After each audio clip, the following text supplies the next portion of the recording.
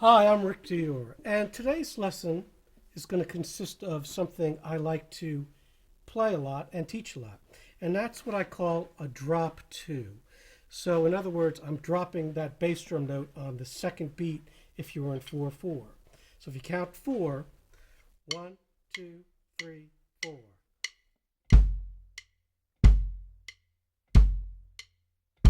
Now, this kind of thing is used in all kinds of music, but most notably reggae, reggaeton, a lot of Brazilian music like samba, different kinds of things. The first time I heard it was when I was a kid. I listened to a Steps Ahead record, and there was a tune called Pools on this record, and Peter Erskine was playing the drums, and I just loved the sound of that groove. So it went something like this.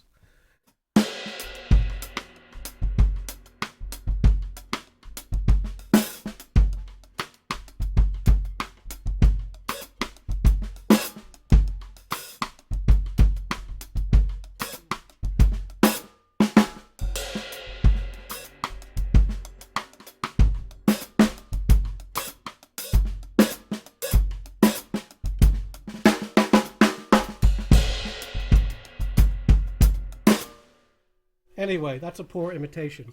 But I just loved that tune, and I ended up actually playing it with one of my college groups because it was such a cool tune. Had all these great dominant 13th chords, altered chords that I love to play as well. So that's my first exposure to that in a jazz setting, and obviously it's used all the time now. You hear it a lot in intros of tunes where the drummer's going.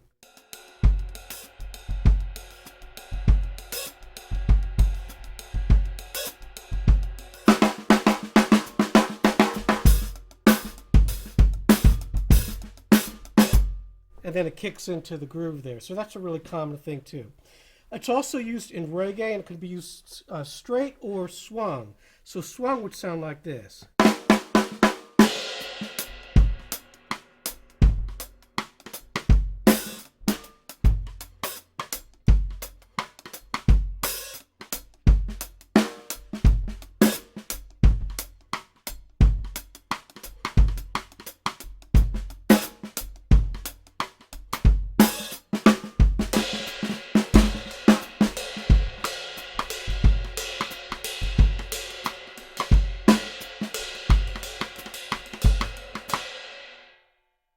So you see there, I do have some elements of straight eighths as well.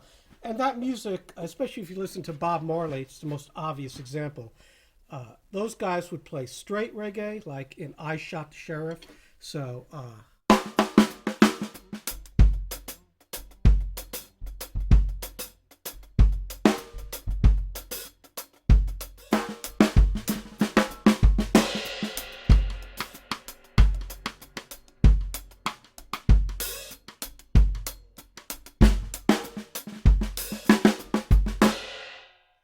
that's a straighter eighth version. So you could run the gamut from totally swung to a little bit swung to straight. Sort of like if you listen to Zigaboo with the meters, that kind of feel. Not quite straight, not quite swung, somewhere in the middle. Now, of course, another great example in the rock world would be the band The Police.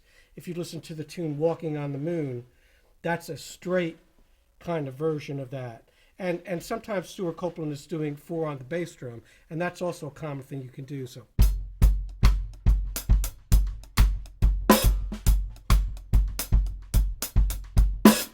And that's used in that kind of thing as well. But today we're not talking about the four on the floor. We're just talking about that drop. So we'll use examples from my book, and I'll show you how to practice this. The first thing you want to do is be able to get a real solid feel with the metronome, and we'll start with straight eighths. So the first thing would be to try to play some accents on the hi-hat and get that coordination while you keep that bass drum on 2 and 4 at this tempo. Now you can go slower, of course. This just seems to me, with my students, to be a pretty comfortable tempo. So we'll start that out. We'll look at page 7. We'll do a little of that. 1, 2, 3, 4.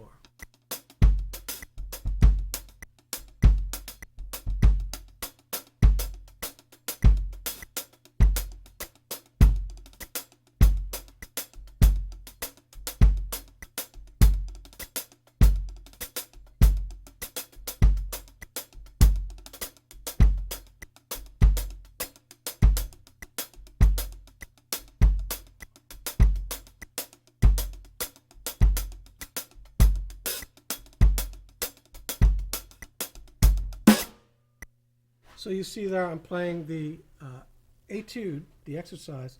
I did the first 3 lines there. And what I'm doing is I'm playing 16ths on the hi-hat and then accenting the rhythms that are written. The next step would be to play some open hi-hats, which is tricky coordination-wise. You don't have to do them all as chokes, but just some of them. I'll show you that. 1, 2, 3, 4.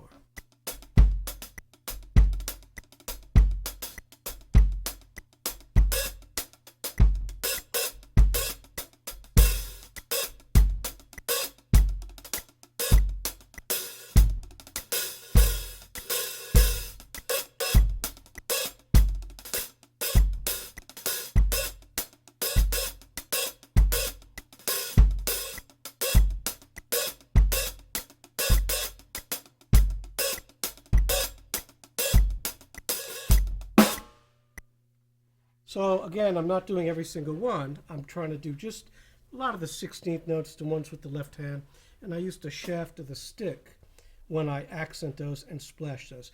That takes a bit more coordination because all of a sudden you're having to coordinate your left foot in there.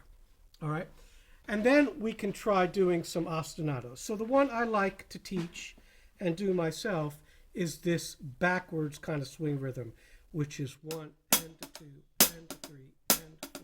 So what you're doing is you're playing the swing rhythm, which is this. But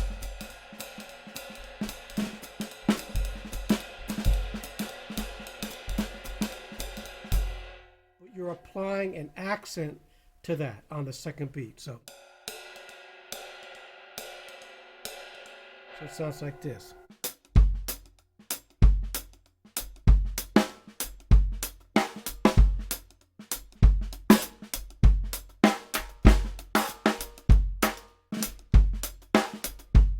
And it should be a little bit dirty, okay, a little bit sloppy. And you're really hitting that accent hard and letting the rest of those strokes bounce. Remember about your rebound. Never use a stiff wrist with this stuff, or it won't feel right. It'll be too tight, too stiff. So once again,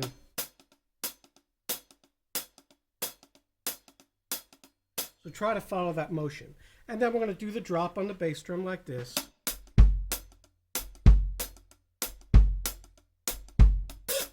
Now we'll slow this one down a little because it feels better slower. So we'll do this at 90. 1, 2, 1, 2, 3, 4.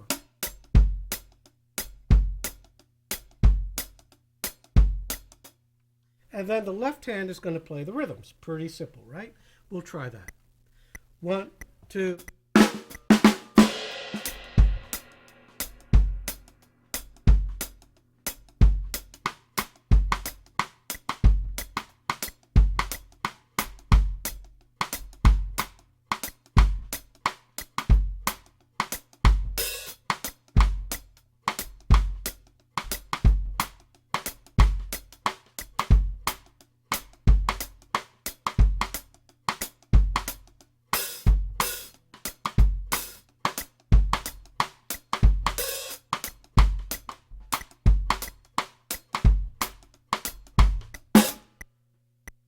So you could do some of those semi-open hi-hats and ad-lib there. And you can also do it straighter. So we'll boost the tempo here up to 100, and I'll show you what that sounds like. 1, 2.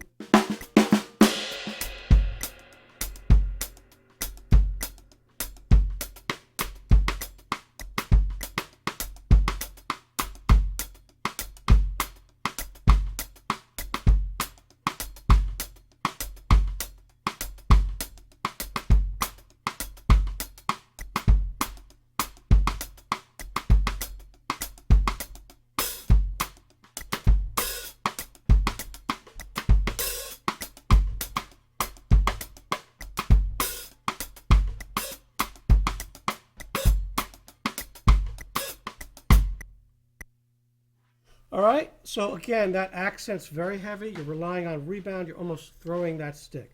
Then, of course, you can go over to the ride and do the same thing. I recommend doing the hi-hat splash like this. So 1.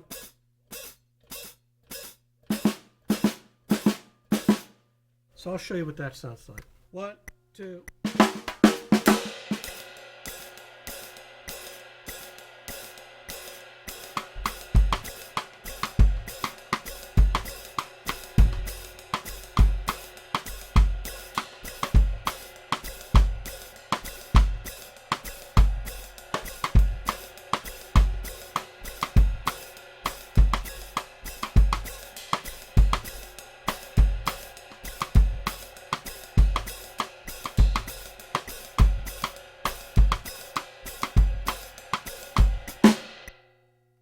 And you can also do the bell like this. 1, 2.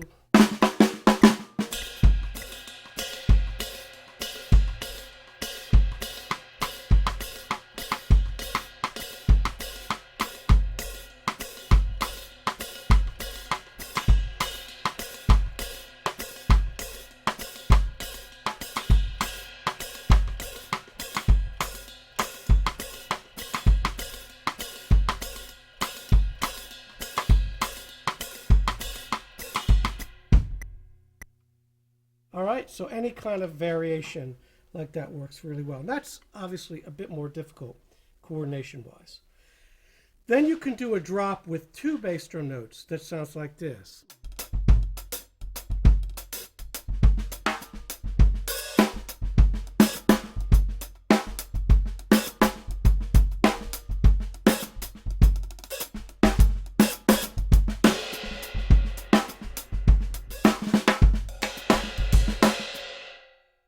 So that adds a little more, spice to it. It's a little more Brazilian in nature, a little more like a samba.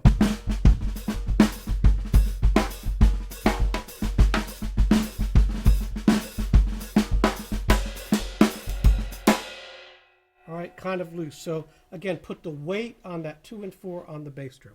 And just go through the same kind of exercises we just did in that sequence.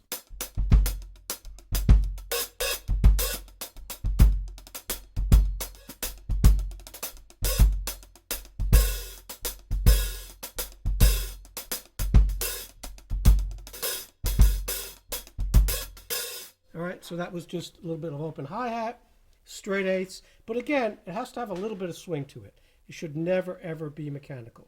Now, of course, as with all of these coordination sequences I give you, you can do all the rudimental stuff over that, and I definitely recommend doing that. So we'll play a little of that for you right now, just some paradiddles and things like that.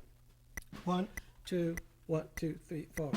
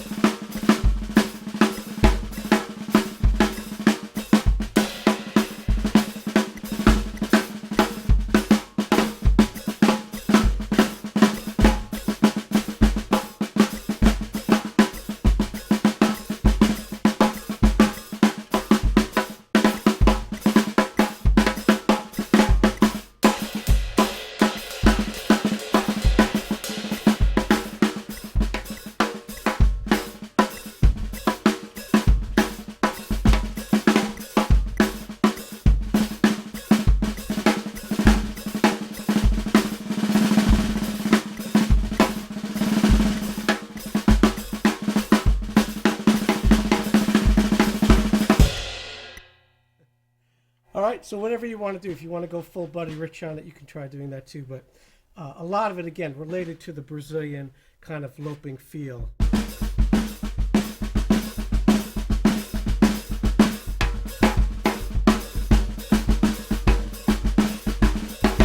Don't be afraid to get a little wild with that left hand, a little sloppy, almost reckless.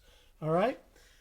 So that's what I recommend for practicing these drop things. And then also practice with recordings. So that tune Pools is a great one.